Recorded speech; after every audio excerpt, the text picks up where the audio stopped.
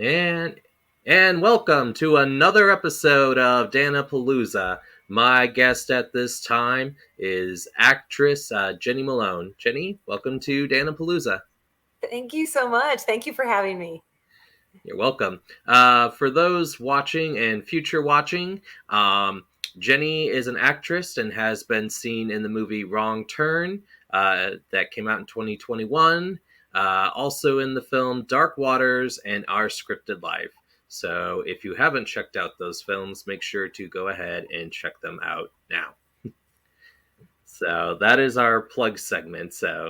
Um, so um, I know that you were in for the movie Wrong Turn, 2021. What was Yes. that? What was that like being in that film, and just with wearing the costume that you had to, and working with Jeremy? What was that experience like for you? Uh, all of it turned out to be amazing. It was kind of a situation where I really didn't know what I was even submitting for when I submitted for the film. The audition listing just said that they were looking for pale, skinny people. I was like, okay, this is my role. This is something perfect.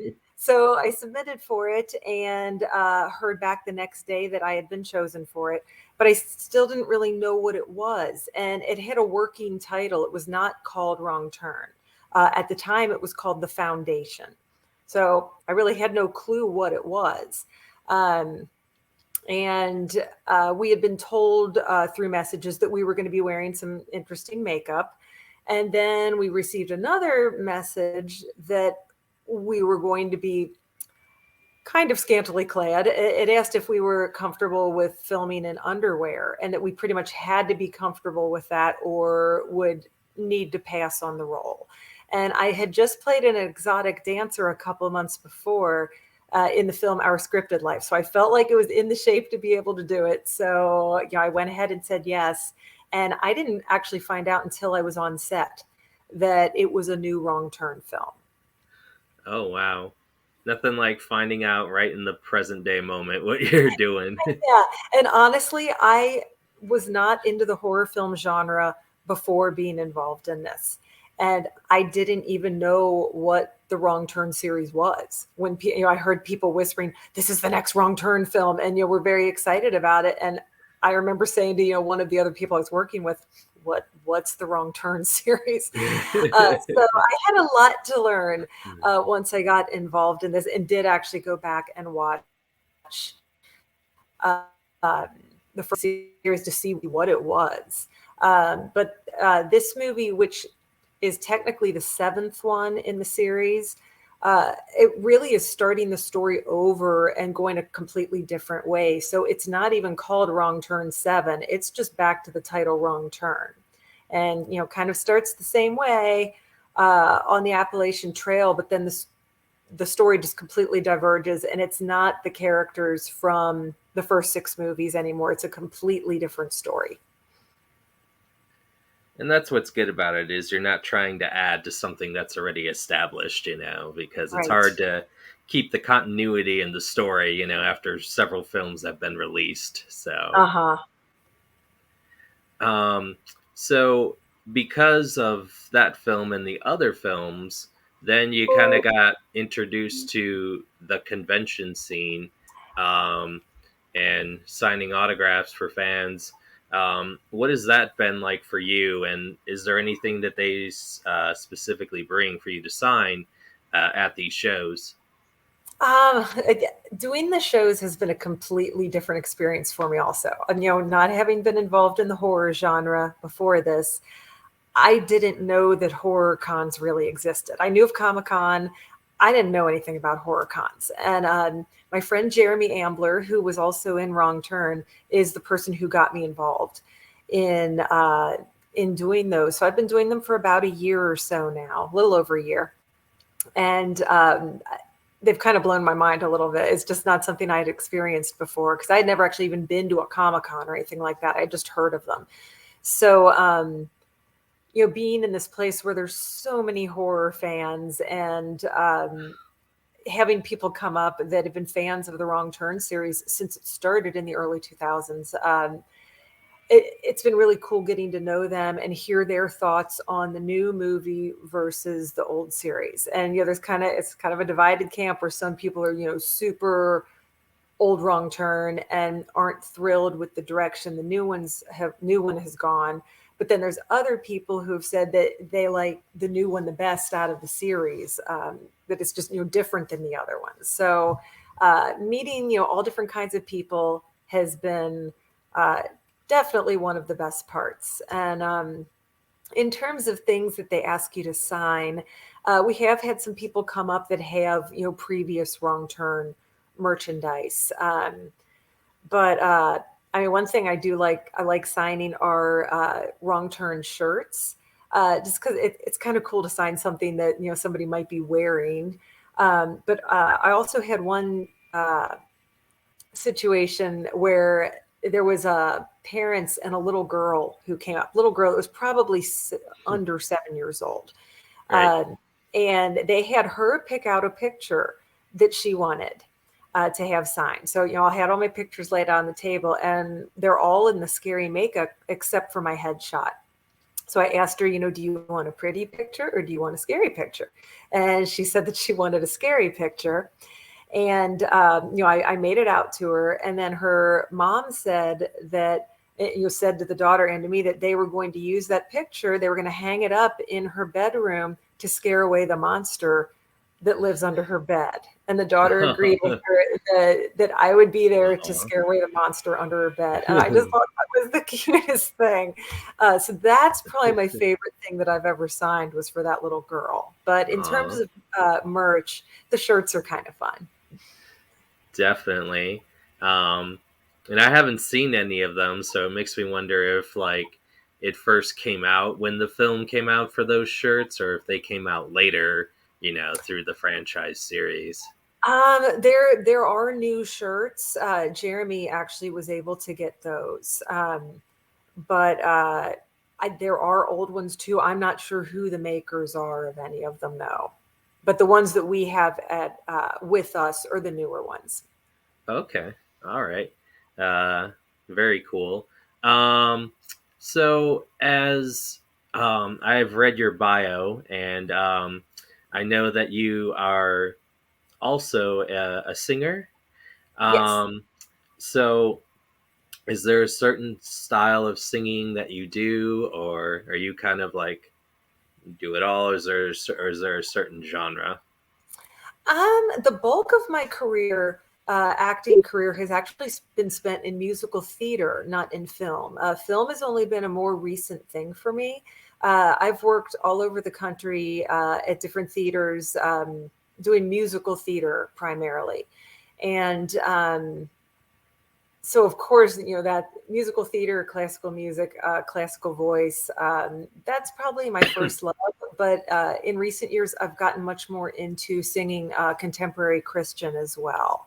I don't do a lot of pop, mostly contemporary Christian, musical theater, sacred music, stuff like that. All right. Do you have any of your favorite kind of musical shows that you've done that you can think of? Yes. In terms of musical theater, especially the earlier part of my career, Rodgers and Hammerstein musicals were my absolute favorite. And I was fortunate enough that I've gotten to play the lead female roles in 5 of the Rodgers and Hammerstein musicals. I've done Oklahoma, South Pacific, Carousel, King and I, and I'm missing one. Sound of Music. Yes. And a couple of them I've done twice. So I've spent a lot of time with Rodgers and Hammerstein. And kind of after that, I started doing what are called actor musician shows. I'm a musician as well.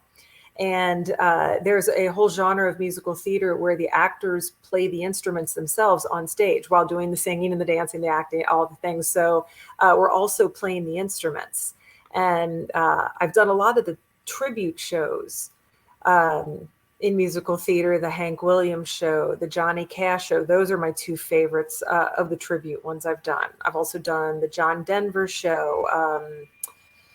There's been a number of them, but those are the main ones that I've done multiple times.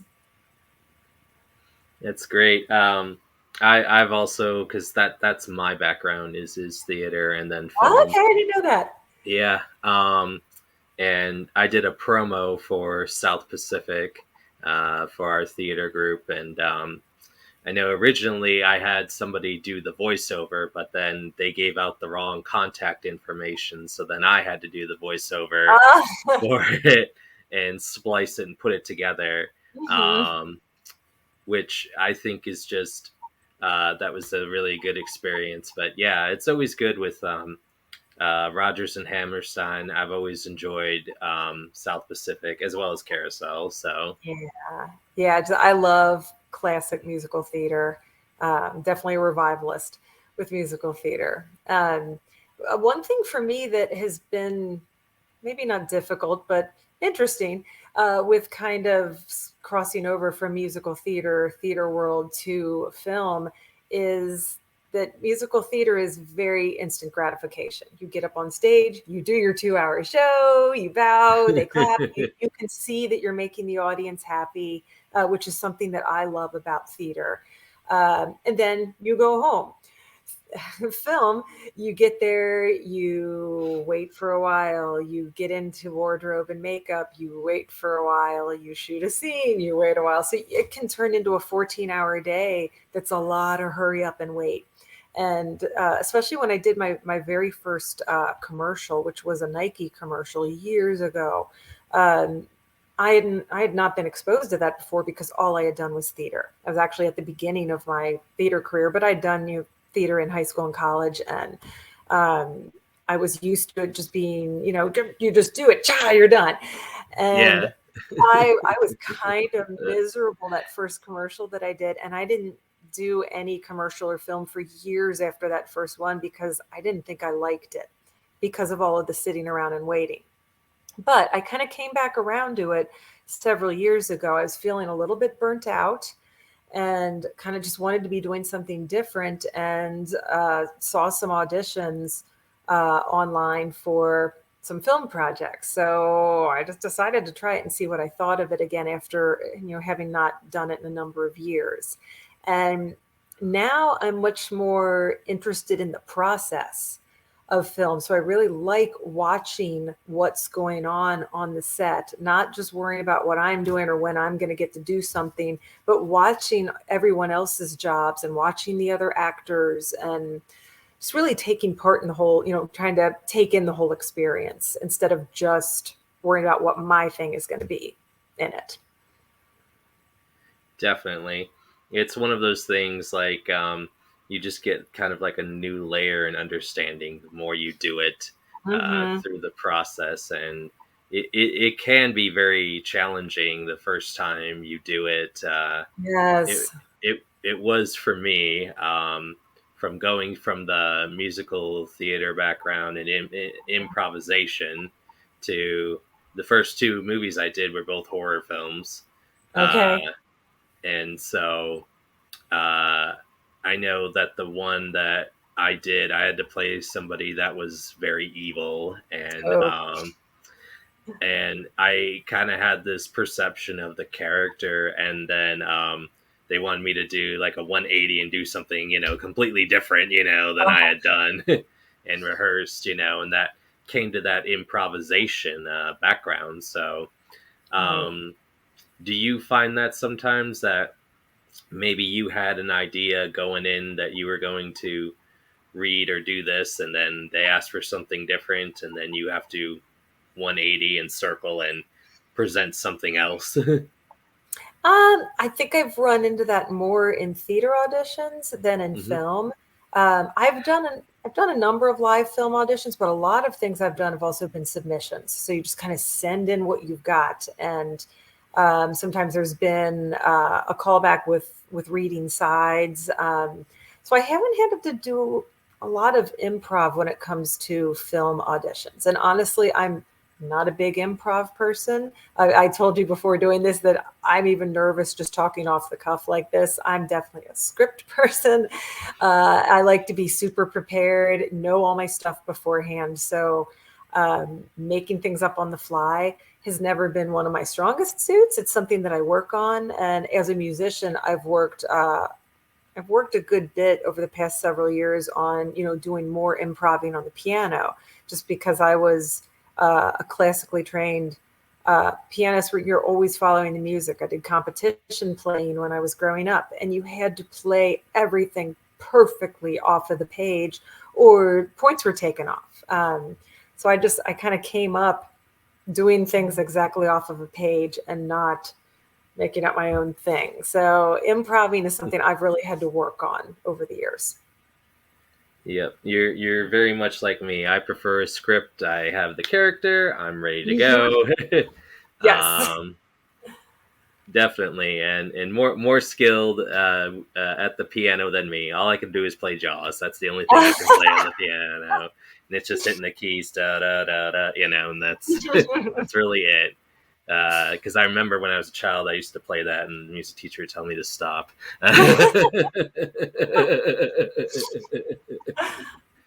So, um, as we are kind of closing the year in 2022, do you have projects for 2023?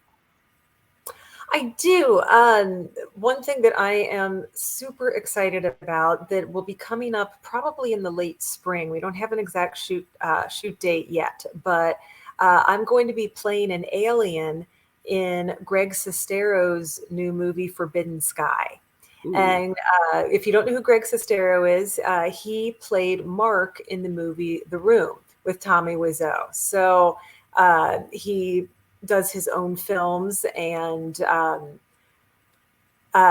Jeremy and I actually have both been cast as aliens in the film, and I heard there's going to be some really cool makeup involved with it, and I think we're going to be shooting out west. I've heard New Mexico, Arizona, so I'm not really sure where it's going to be yet, but I'm super excited about that project coming up. And then I have a couple films recently that I was involved in that'll be coming out in 2023. Just small roles. One is Americana Dream. I played kind of a country music star hopeful, and my husband and I both worked on that together. And we filmed a tiny feature where we sang and played. I played mandolin, he played guitar, and I sang. And so I'll have to wait and see if that actually makes it into the film. But that'll be coming out. Um, the Christian film In God's Time, I played a nurse in that, and another Christian film called Unsung Hero. So there's been several things that I'll be excited to see when they come out next year. definitely. And we look forward to that. So keep us up to date, and we I will go will. ahead and shoot and share that in the Plooza Facebook page. Okay. um, so, um, were you kind of impacted at all when the pandemic hit as a performer and artist? Absolutely, yes. Everything came to a crashing halt. I was 10 days into rehearsal for a show in Virginia, and we were sent home. And at first we were told, "Oh, you're probably going to be home for about 2 weeks, and then we're going to bring you back, and then we're gonna pick up where we left off and keep going." And within 2 or 3 days, we got the call that we weren't going to be brought back before our contract was supposed to end 2 months later, or however long it was, 2.5 months. That they didn't think they'd be bringing us back before then, and then it ended up being much longer. But yeah, my husband and I ended up home for the better part of a year. He's a professional musician. I'm a professional actor and musician, and there was pretty much nothing happening in our career field. So really, the only thing that we had to do was we both play steel drum. We have a steel drum band, and we did online concerts. So that it kept us creative. It got us practicing a lot of music. It gave us something to work towards in a time where we were pretty much just sitting home together every day for the better part of a year. So we did that. And I was also, and I still am, working at the same two churches that very graciously kept me employed during that time period. They could have let me go to save money, but I ended up doing Facebook Live services and video, choral videos, where all of us would record our parts at home and they'd put them all together. So there'd be, 8 heads on the screen. But they both kept me employed doing those things during the pandemic, which was really a godsend to have that work. And it kept me singing during that year. I don't know what kind of shape my voice would have been in if I hadn't sang for an entire year, but that gave me lots of things to work on. And I mean, I took that time to do other things that I love. I love photography, so I did a lot of photography during the quarantine year, just to have something to do and to enhance a skill. Definitely. We all had to adjust and find Mm, things, within the yeah. quarantine. And this is what I found. I've been doing this since May 2021. So this is kind of like what I developed because I started Uh-huh. doing different video chats and meeting different people. And then Right. I just kept going and going. So this is Mhm. something that's development through the pandemic. So Right. And it was really slow, like getting things started again. Just, film sets opening back up and theaters opening back up. It was very slow. So even once things got going again, it took a while to submit for things, or, and everything was auditioning online. There was nothing in person. So you're submitting videos. And one of the frustrations with that is that, really there's with video auditions, there's no limit on how many they're getting. If you're signing up for a live audition slot, they've only got so many audition slots, and that's the people they get to see. So if you don't get a slot, that's that. With video auditioning, everyone is just emailing in videos, and they're getting literally hundreds of submissions that they don't have time to watch. So I know from looking at my YouTube channel, the videos for auditions are all private links. So no one else would have been watching them. And, when you bring up your YouTube channel, it's got the list of, how many times something has been viewed. And some of those audition videos never got looked at because people were just getting so many that they couldn't keep up with them. And so I understand that, but it was incredibly frustrating to be spending all that time, you know, working on these videos, making them as good as I could, and then them never getting looked at. So there was a lot of frustration with, trying to get a job again once things started back up. understand it's hard when the whole landscape changes from what you're used to. So Yeah, yeah. Sometimes it felt like, are the arts ever going to come back, or are they just permanently altered? But, little by little, things have come back. yep, it's very true. So as always, we have to move forward and press on as Yep. performers and artists. um, is there anything else you would like to say or promote or anything as we wrap things up here on Danapalooza? And one thing I would like to do is give a shout out to the makeup artists from the Wrong Turn film. They did incredible work on us. I had never worn special effects makeup before, and there actually was not a mirror in front of me when they were working on me. And I was there for 2 hours getting all this stuff put on, and then they showed it to me. And I have to admit, I kind of almost threw up a little the first time I saw it because not really into gore, and seeing myself like that was a little bit shocking. But David Henson Greathouse and Ryan Shadley were the makeup artists, and they did amazing things with us cave people, and it looked incredible. The first day that I worked on the set, I was the first one that they made up, and they because I was going to be lurking around in the background of a scene, creeping around. That I was the only one they were going to be using. So they made me up first, took me down into the woods where we were shooting in Hocking Hills. And after I shot the scene, they said I could just stay down there and wait because they, were still making everybody else up and we're, going to be bringing them down later. So instead of trucking me back up to the holding room, they kept me down there.